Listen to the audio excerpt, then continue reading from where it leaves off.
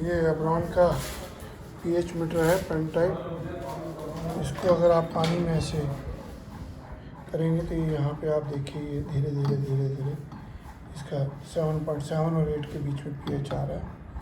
और इसकी सेटिंग के लिए ये पीछे इसके एक बटन ये होल है, यहाँ से आप इसको एडजस्ट कर सकते हो। और ये 0.01 की रीडिंग में इस समय दिखा रहा है, ये 7.56 और ये ऑन ऑफ है। और ये इसको कैलिब्रेट करने के लिए, अगर आपने कोई कैलिब्रेट करना है यहाँ से आप कैलिब्रेट कर सकते हो। कैलिब्रेट करने के लिए pH 4, pH 9.8 और 6.8 के पाउच आए हुए हैं साथ में। ये इंस्ट्रूमेंट का इसका मैनुअल है, 0.1 की इसमें आएगा और इसको वर्किंग का पूरा आएगा, कैसे यूज़ करना है, कौन कौन से प्रोडक्ट हुआ है। और हम इसको सॉल्यूशन के लिए जैसे पानी बनाते हैं और लिक्विड में बना लेंगे तो हम इसके अंदर कैलिब्रेशन करके इसको 5 सेकंड तक दबा के रखेंगे तो ये काम कर जाएगा। और लो बैटरी इंडिकेशन है।